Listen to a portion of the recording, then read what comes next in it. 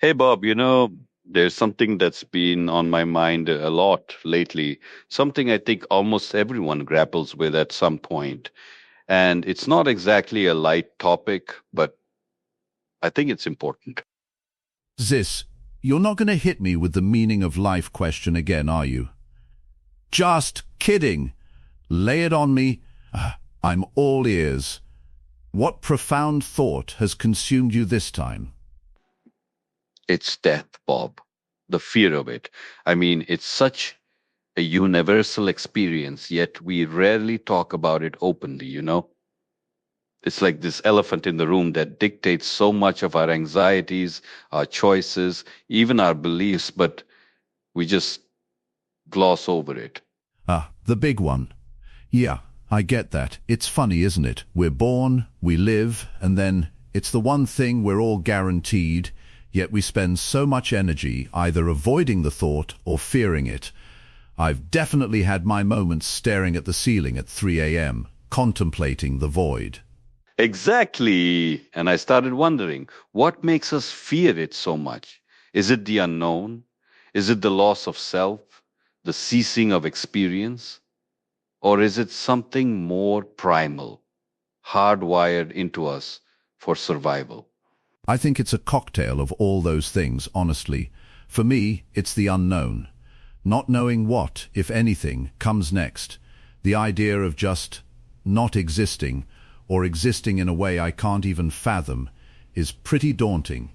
It's like standing at the edge of an abyss with no map. And that's where religion often steps in, isn't it? To provide that map or at least a comforting narrative for what lies beyond.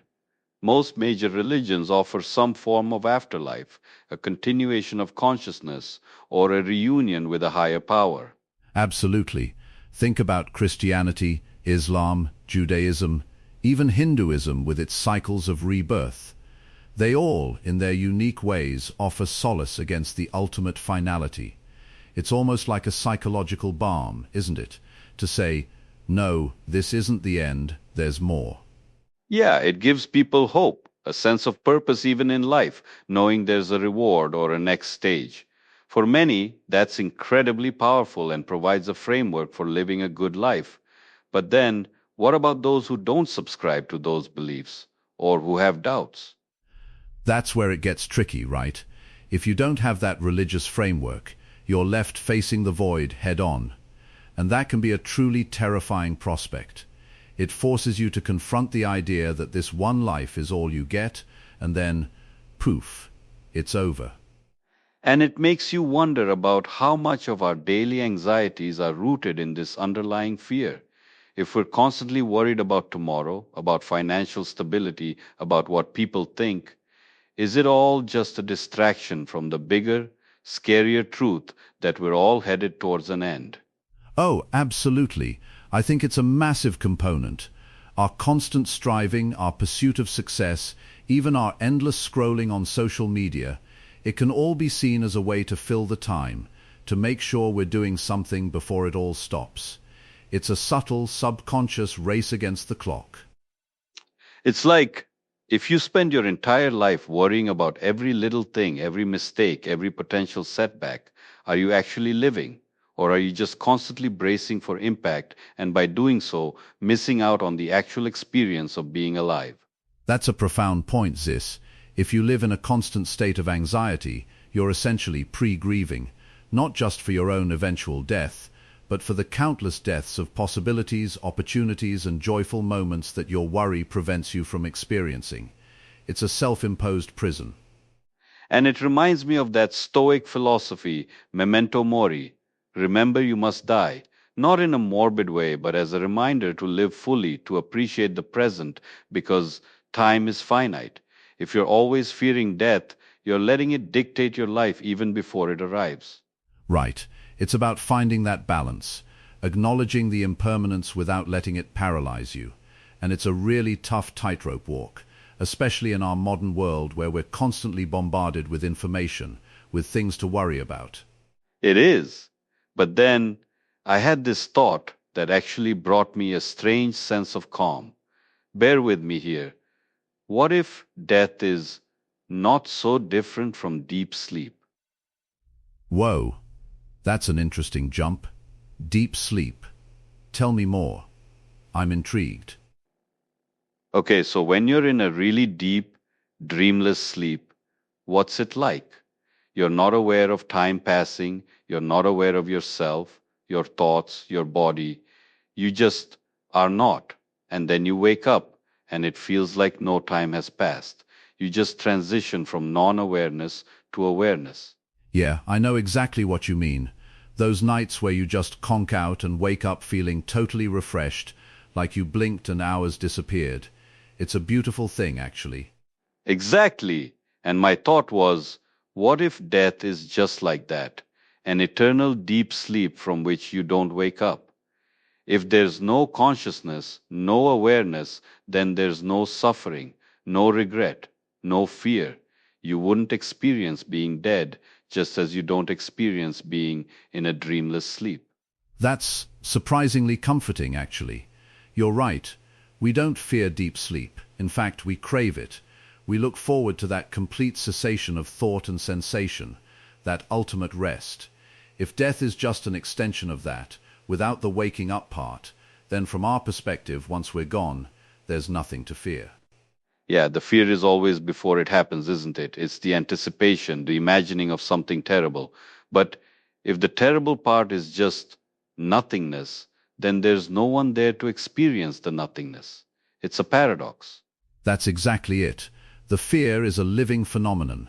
Once life is gone, so is the capacity for fear. It completely reframes it.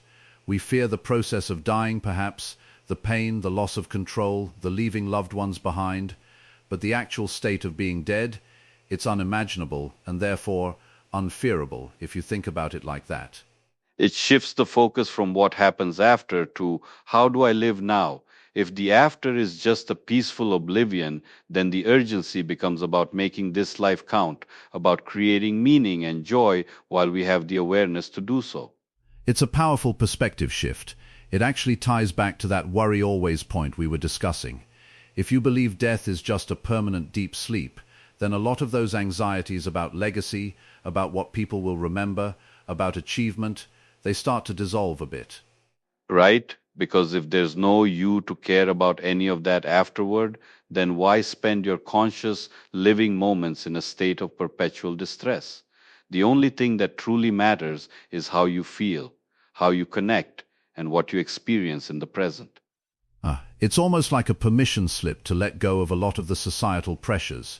If the ultimate destination is a peaceful, unconscious state, then all the striving and competing and worrying seems a bit pointless in the grand scheme. Not that we shouldn't have goals, but the emotional attachment to them, the fear of failure, might lessen. Precisely. And that's not to say that the pain of loss for those left behind isn't real or that grief isn't valid. It absolutely is. This perspective is more about the individual facing their own mortality and finding a way to make peace with it. Exactly. Because the fear of death, I think, is often intertwined with the fear of leaving things undone, of not having lived fully, of regret. But if you can internalize that deep sleep analogy, it might free you up to live more fully right now. It's a way to reclaim your present from the shadow of the future.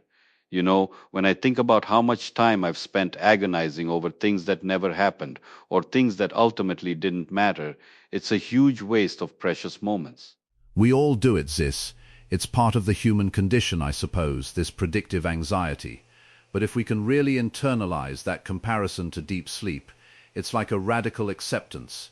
It's saying, okay, this is what's coming, and it's not actually something to be afraid of once it arrives. And it makes you think about how different ancient cultures viewed death. Many of them integrated it much more into life, celebrated it, saw it as a transition. It wasn't this clinical hidden event the way it often is in modern Western society. That's a great point. They had rituals, ceremonies, a much more communal approach to grief and remembrance. It wasn't something to be swept under the rug. Maybe that's part of our problem today. We've pathologized it, made it something to avoid at all costs, which only intensifies the fear. Absolutely. If you don't have a cultural or religious framework to process it and you're just left with the raw existential dread, it's incredibly isolating.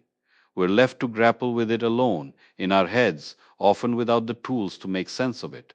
And that's why conversations like this are so important, I think. Just acknowledging the fear, exploring different perspectives, and realizing that others share these same anxieties, it can be incredibly freeing. It's like bringing the elephant out of the room and giving it a name. Yeah, and I'm not saying this deep sleep analogy is the definitive answer or that it will eradicate all fear for everyone. But for me, personally, it's offered a kind of philosophical comfort. It's a way to demystify the unknown, to make it less terrifying by comparing it to something familiar and non threatening. I think it's a brilliant perspective, Zis. It provides a logical, almost scientific way to approach something that often feels completely illogical and overwhelming, and it really does reframe the importance of the now. So, instead of fearing the end, perhaps we should focus on making the journey itself as rich and meaningful as possible, because that's the part we actually get to experience, to influence, to shape.